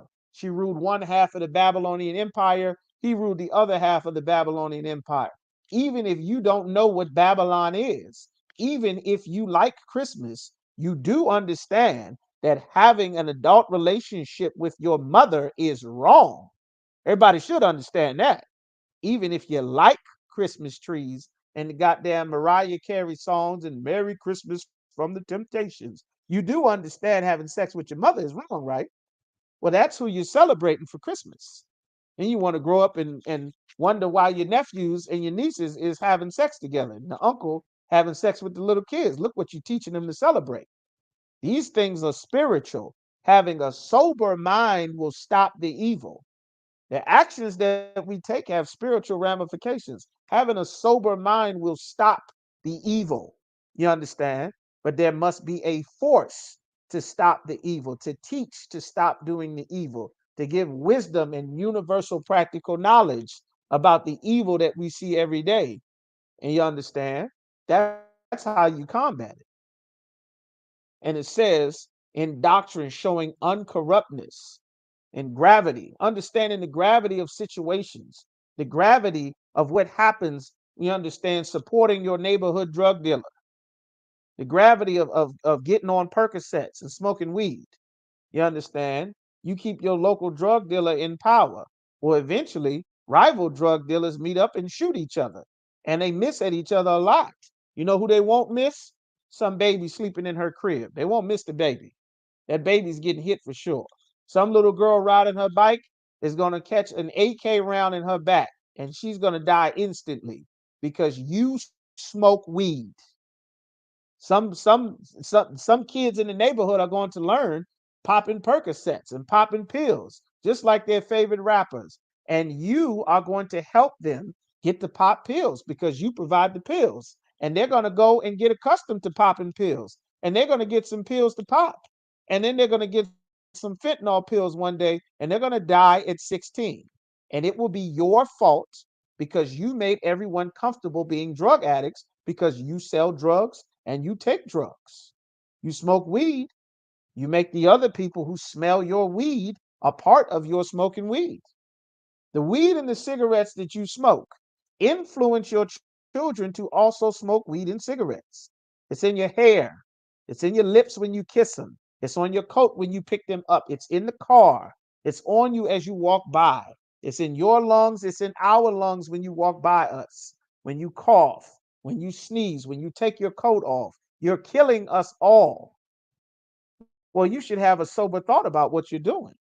If we all thought soberly about our actions, the Black, Hispanic, Native American community will be a much better place. And the Lord wants a man to think sober. There's a gravity that you must have about you, brother, that you must be on top of your stuff because people can't entrust their life to you if you can't do anything on time. If your word doesn't mean anything, no one can entrust their life with you. No one can be comfortable about anything if they know that they can't depend on you to follow up on what you're supposed to do. I can't put important things in your hand. Your woman is not going to be able to trust you if she knows you mess up at everything. If you have an excuse about everything. Why didn't you do this? Oh, I forgot. Why didn't you do this? Oh, I didn't remember. Why didn't you do this? Oh, I was going to get to it. Why didn't you do this? Damn, you right. I was supposed to. Well, a young man needs to learn he has to stop that before he becomes a man. You got to stop that, brother. How will you manage 2 and 3 wives, brother? How will you manage a family?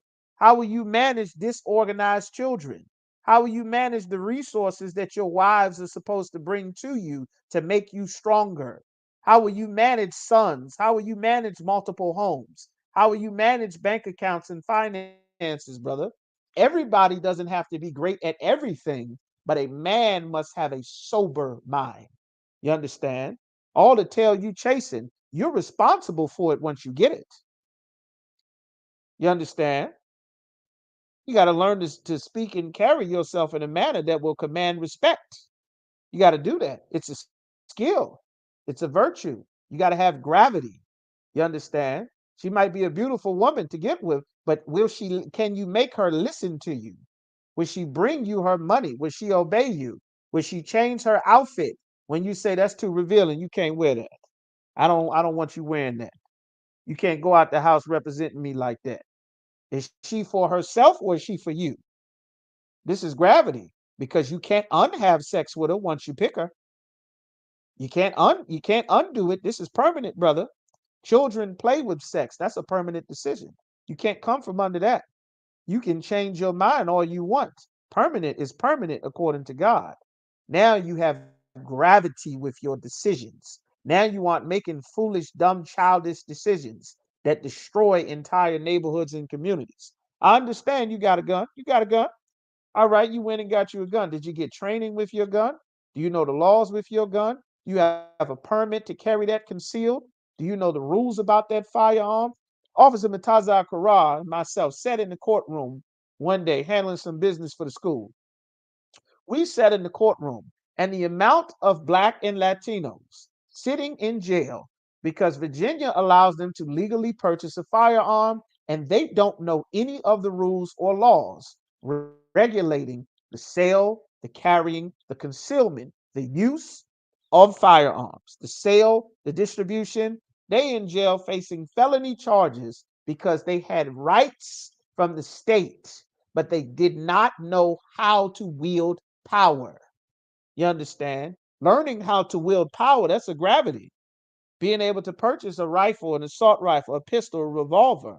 It takes gravity to understand the civilian varied of that. Learning a martial arts, learning jujitsu or boxing, how to choke, how to defend yourself, how to unalive. You understand? Taking a woman, learning how to be responsible, to pick up on spirits, to protect your sons, your daughters, your family, your community, what to say, what not to say, where to go, where not to go. You have lives in your hand, or you will one day, young man, and you must learn that to teach them gravity. Whatever foolish thought is in your head, the Lord gave us facts that are spiritual, that govern everything you see and do not see. That's a doctrine. That's what you base your life on. Your feelings will change. When you're young, you might feel as strong as an ox until you hurt that knee that first time. You get a good knee injury, a lot of that feeling will change. The word of the Lord will not change. It's guaranteed. And this is what you base your life on. That's having a sober mind. That will lengthen your days of life upon the earth. That's what God said. That's what the Lord said. You understand? This is what he wants in the spirit of our people. You understand? That in all things, showing thyself a pattern of good works, in doctrine, showing uncorruptness, gravity, sincerity, being sincere, sound speech. Know what you're talking about. Don't be staggering and stumbling and learn what you're talking about. If you have to speak, practice speaking. If you have to do something, practice doing it. Prepare yourself. Don't just hope for the best when you get there. Did you prepare? Did you practice? Did you try? Did you write it down? Did you say it out loud to yourself? Did you rehearse it? Did you listen to it? Did you strive for mastery of it? That's important. We trying to build a nation. Our oppressors strive for mastery. The Arabs strive for mastery. The Asians strive for mastery. The East Indians strive for mastery. We trying to build a nation. They got hundreds of years of head start. Most of our people don't have their identity. There's a gravity of work to be done, young man. I hope you're being sober. There's weight. You're not just free to do and think whatever silliness and Illuminati and Egypt and weed and dreadlocks and I'm gonna be my own man. No, no, no. You're already a man born to a team, born to a nation with many enemies that you must learn quickly how to deal with because they're all here to devour your people. You understand? Precept, Jeremiah 12 and 9. My heritage is unto me as a speckled bird. The birds of the other nations, the birds around gather to devour her. They're here to eat you. You better catch up. You better learn. They're not here for no reason. This will give you gravity. This will teach your young Black, Hispanic, and Native American son to not become a teenager unaliving other Black, Hispanic, and Native Americans because he'll have some gravity and sobriety about what he's doing, about why he's doing this. You understand? That is what's needed.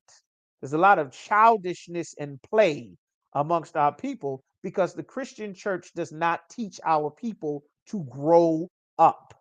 It doesn't teach us the spirit of the Lord. You understand? It says sound speech that cannot be condemned. Know what you're saying. Say something with a purpose. Don't just be running your mouth saying whatever. Have a purpose as to why you are saying things because your words need to matter. It needs to matter what you say. People need to respect what you say. People need to honor at your words if you're going to serve the Lord because they will be getting instructions from God from your mouth. You understand? They'll be getting instructions about how to follow your words and live or not follow your words and lose their lives. It's very important. And there's a certain way that you have to live so that anyone gives a damn about what you say at all. You have to live that way. And this you teach a young man. And this will put your son in a spirit so that he grows up sober, grave, and strong, with ability, with a head, with focus. You understand? So that he can grow and become a righteous warrior for the Lord in the Israelite school of UPK to fix all of the problems of his people. You understand? Sound speech that cannot be condemned. You know what you're talking about. I know that we're not Egyptians. The Bible said this here. From Babylon to Timbuktu says this here. The Library of Congress says this here. That's why we're not beating tambourines and singing in the ISUPK.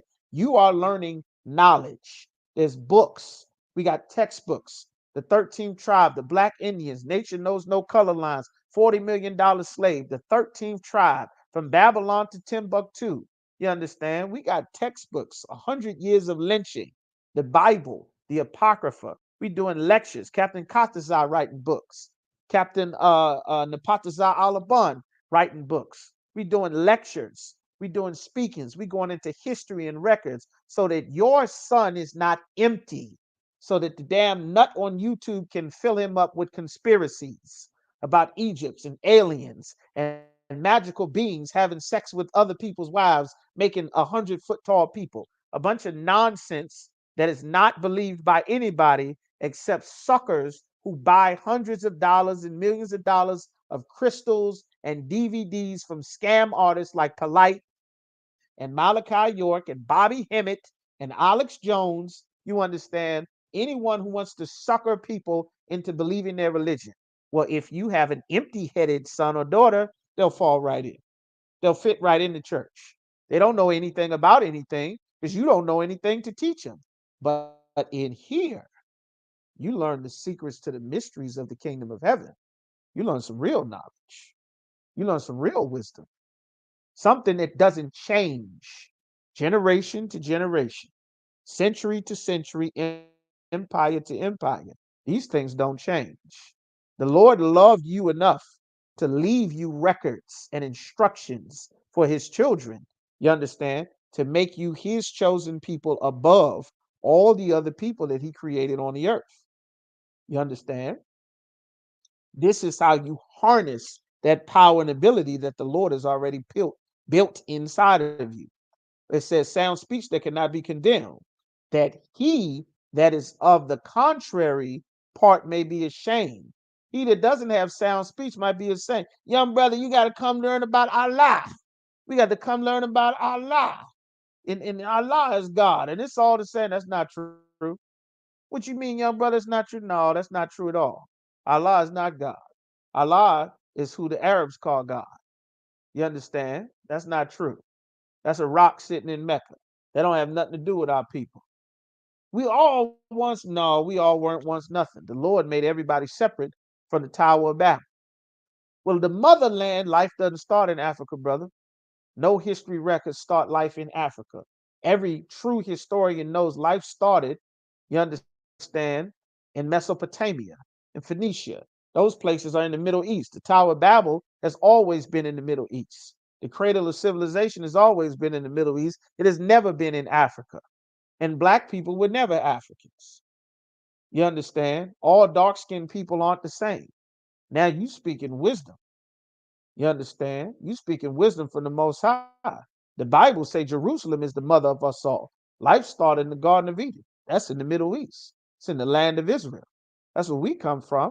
The Arabs sold your people into slavery. Hey, old brother, can I ask you a question, older brother? Are you an Arab? What you mean, am I an Arab? I'm a Muslim. No, brother. Are you an Arab? Did your people come over here on cargo slave ships? Or did you go to prison and learn to be a Muslim? Just like Malcolm X did. Well, listen, brother. Well, listen, brother. No, I'm asking a serious question because you're trying to tell me to serve the God of a people that put us in slavery. Man, shalom, brother. Salam, brother. You understand? You got some real wisdom inside of you now. Like this is an important thing to have because everyone is suckering your people into everything. But you won't be a sucker available to be eaten. It says sound speech that cannot be condemned, that he that is of the contrary, he that doesn't have sound speech, may be heart may be ashamed. He come tell you that Jesus Christ was immaculately conceived and he was born with the spirit of the Most High. Well, John the Baptist was born with the spirit of the Lord upon him from birth too. So Jesus got John the Baptist's mama pregnant too. Did God put his magical angel sperm inside of her mama too? Man, it don't say that. It's right here, chapter and verse, brother. It says it born with the spirit of the Lord from birth. Man, who Who wrote that Bible? Who wrote that Bible? The Bible been tampered with.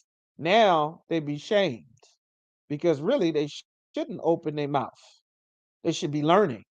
They should be in class. They shouldn't be trying to teach and spread whatever they think or feel that's going to put a couple of dollars in their pocket.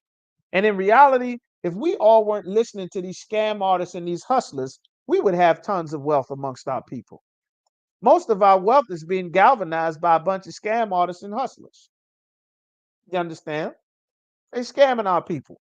The Christian church has collected $500 billion from black people.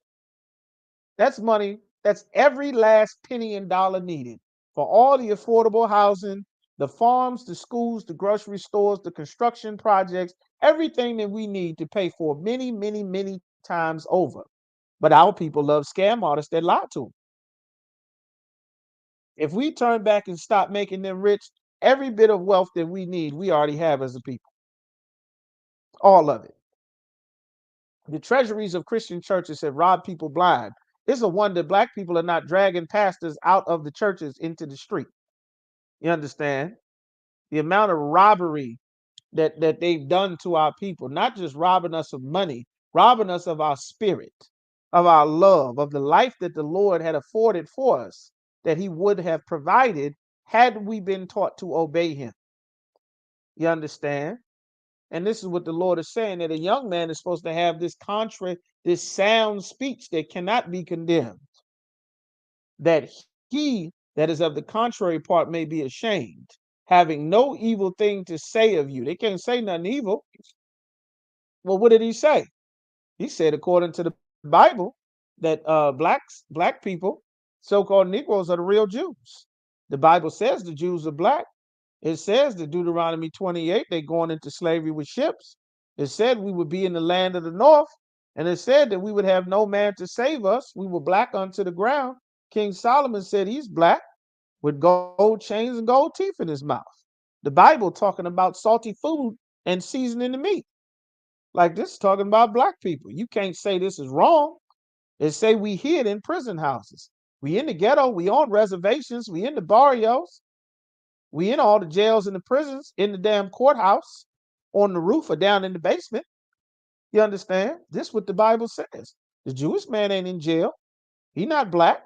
He don't have gold chains and grills in his mouth. He ain't eating a bunch of salty food filled with high blood pressure and INS detention center, diabetes, getting shot in the street, strung out on drugs. He not living that way. He don't fit the criteria. You can't be against what I'm saying. I can prove it. You understand? Like this is what the Bible is talking about. The Lord want to put some real wisdom inside of you. You understand? It says exhort, verse 9 says exhort servants to be obedient unto their own masters. The brothers and sisters that come in there, obey them that have rule over you. Follow the orders. You understand? Keep in your communication. Follow those orders. Pay your tithes. Be there to the, you understand, to the high holy days. Make sure you follow the orders that's laid down. You understand? Like the Lord put men above you for a reason, and to please them well in all things, not answering again, not going back and forth 100 times with them. Like this, what it says in the Bible. You understand? Like this is what the Lord is talking about. This is how we do things. This is how we repair ourselves and our people as a nation that the Lord always wanted. Deuteronomy chapter 11 and verse 19, it says, and ye shall teach them your children. Teach these laws to your children, speaking of them when thou sittest in thy house. When you sit in your house, you speak about these things. You understand? Teach them when you sitting in the house. And when thou walkest by the way, when you walking by the way, teach them. When you walking around, you seeing things. You understand? Make sure when you seeing things, tell them what you seeing. You remember that you just saw? Remember when we went there? Now watch this. Now watch what's getting ready to happen. They over there doing this and this. Ain't got no business with that. You understand? That right there, son, you're not supposed to be with nobody else's woman. You saw that fight that just broke out? We get ready to leave. They get ready to fight in a minute. I don't see it. Don't worry about it. Come on, let's go. I'll tell you in the car. Come on, we leaving. We'll go somewhere else. Now sit right here. Watch this. You see this? What you doing here? What you doing here? This and that, that. What you doing with my woman? This and that. Now you see that? You ain't supposed to be with nobody else's woman. She wrong and he wrong. Now this whole thing turned up into a fight. Next thing you know, everybody's scared and running. Fists might get thrown, shots might get fired, all kind of stuff. Stuff like this happens all the time because the Lord gave us laws. You ain't supposed to be with no other man's woman. Going out to drinks, getting lunch, nothing. You understand? You don't know how that man gonna take it sitting out there. And the Lord said not to do it. Say, yeah, I see, Dad, I see. He's like, wow. I say, yeah, like that's not right. That make the Lord angry. And when the Lord get angry, this is what happens. And they'll learn. They'll be able to learn from that. It might not seem like it's important, but think about what Sexy Red is teaching your son. What has Cardi B been teaching your daughter? Cardi B been around your daughter's entire life. And even if you don't teach your daughter Cardi B and Sexy Red, you send them to school 10 hours a day, 5 days a week. You understand? Sexy Red is unavoidable. Cardi B is unavoidable. You understand? Molly Percocet's Lean Future is unavoidable. You sending them to school, they're going to the jungle, and 9 times out of 10. You understand? The damn teachers is barely surviving, being in locked in the damn school with your kids all day. You understand? Like this wisdom that the Lord said to do is important. You understand? When you sittest at the house, when thou liest down, when you lie down, and when thou risest up. So make sure you lie down. When you get up in the morning, when you lie down, teach them these laws. What did the Lord say? I know you might go see your grandmother and stuff, and they get up in the morning, you might smell this and that cooking. But when you get up in the morning and you hungry, remember this. As hungry as you get, don't you ever put a piece of pork in your mouth. As hungry as you get, don't you ever eat this. As hungry as we get, don't ever eat this. You lying down and you this, and this, don't ever do this. Don't ever lie down with another man's woman. Remember this all the days of your life. This is what the Lord said to say. Not about what I think, not about what you think. God said to say this. Because guess what? The soap operas that grandmas watch, I don't know if grandmas still watch soap operas. Grandmas is 30 now. I guess they watching Love and Hip Hop or, whatever. But the soap operas that grandma was watching while we were being babysit was teaching us all of that old scandalous General Hospital, Bold and the Beautiful, God and Light, everybody having sex with somebody else's husband. And the brother and the dad is passing around the same broad, and she just in love and can't control herself. Guess what? Your kids is learning that. Grandma ain't paying attention to what she's showing them. She ain't spiritual.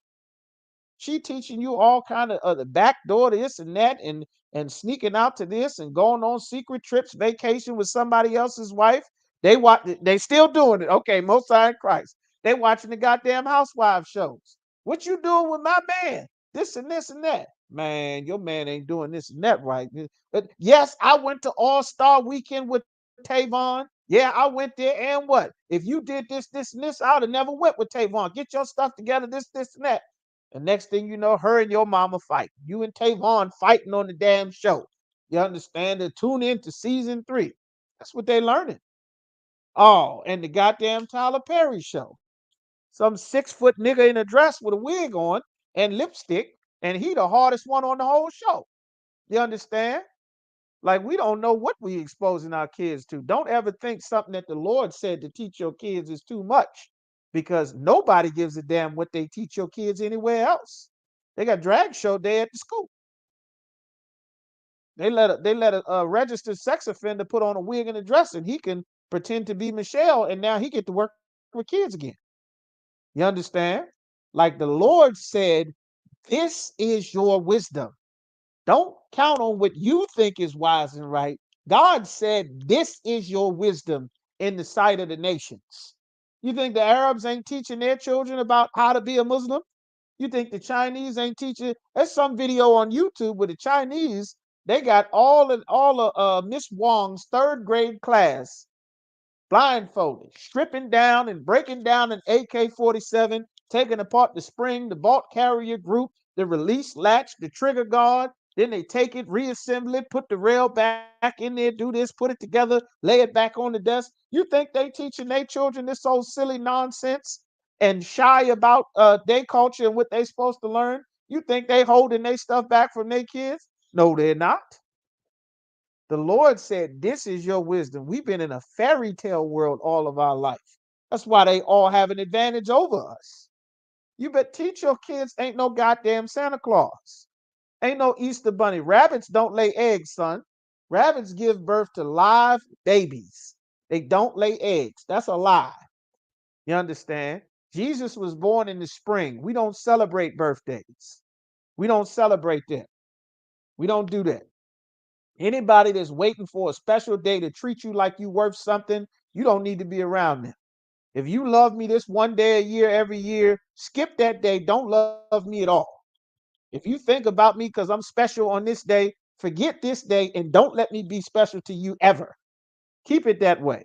You understand? Don't make a day something special. The days God said are special is the Feast of Tabernacles, the Feast of Unleavened Bread, the Day of Atonement, the Passover. Those are special days. Those are high holy days. The Lord wants you to treat each other like you worth something every day. If you want cake, buy yourself some damn cake. You want ice cream, buy yourself ice cream tomorrow. Get the ice cream. You grown now. Grow the hell up. 40 years old, nigga. This is my birthday party. Big ass here. Your birthday. Grown goddamn man. If I want cake tomorrow, I'll buy a whole goddamn cake tomorrow. If I want ice cream tomorrow, I'll buy a whole thing of ice cream tomorrow. If I want a candle, I'll cut all the lights off in my house and light a goddamn candle. But I don't need you singing me no goddamn song. Grow the hell up. Grow up. Stop waiting for one day to treat people like you love them. Love them every day. Don't love them at all. But all of this fake nonsense, especially around this time with this holiday garbage, all of this fake stuff, the Bible says, with lies, you have saddened the hearts of the righteous. And because our lives have been based around nothing but lies, everybody's depressed. Everybody's sad. Everybody bought into a lie that they thought some magic was going to happen. And now, 20, 30, 40, 50 and a half years of believing in magic, you realize that there is no magic. They lied to you. It didn't just magically work out.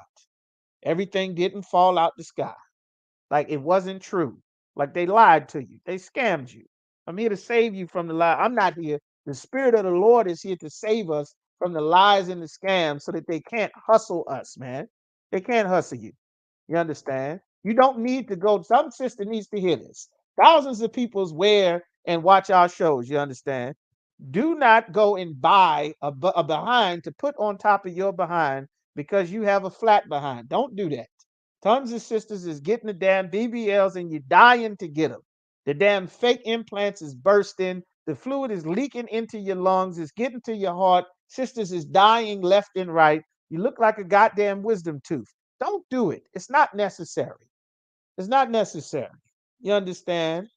If you got a small features and things, those are fine. There are brothers that love the small features or the big features or whatever features you have. If you are a single sister, don't let some sodomite on a goddamn music video that's really some 6 foot nigga who wants to wear heels named Saucy Santana doing all your choreography. Don't let him make you believe that you need to go and buy something to make you a woman. God already made you a woman. You understand? It's a bunch of alternative lifestyle men that despise you for being a real natural born woman, that make you believe that you need to go and buy some extra parts to be a better woman. Stop that. You understand? Brothers have always loved skinny sisters, fat sisters, slim sisters, big sisters, light sisters, dark sisters, burnt ones, chocolate ones, caramel ones, high yellow ones. Don't let some sodomite trick you into chopping up your goddamn face and your body so trying to fit into his ideal that he wished he could be a better woman. And when he sees you, he despises you because you are something he could never be. There's a ton of that nonsense going on too. And sisters need to be delivered from that. Need to be delivered from that nonsense. You understand? You understand? It's toxic as hell, and it comes from home. It comes from alternative lifestyle men. That's where it comes from. You understand? Men don't want that much. Sandwich and be quiet a little bit more, and you're good. Don't spend up all the goddamn money. Don't wreck the car. Don't make a bunch of bills. Bring the money back here. It's not a very big list. You might have to give a little more, a little less here and there, depending on your husband. You don't need all this extra stuff. Before y'all come along, the house is just a few things as it is. You the ones that need all of this nonsense.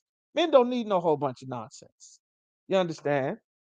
It's just free stuff, just to help sisters out. There's a lot of demons that exploit sisters in your misery, and you're afraid and you don't know what to do because Christianity has made you strong and independent and single, and this society has destroyed your community to where you are the only female on the planet that believes that you are supposed to live a life independent from the male of your family, of your species. That's a curse. That's evil. That's satanic.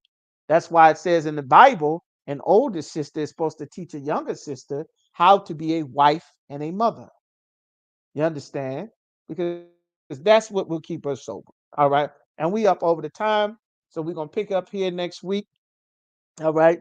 Everybody, make sure that you pay your tithes. Make sure that you go and check out the new video, Commanding Journey Honda's channel, of the mission we did in Harlem, New York.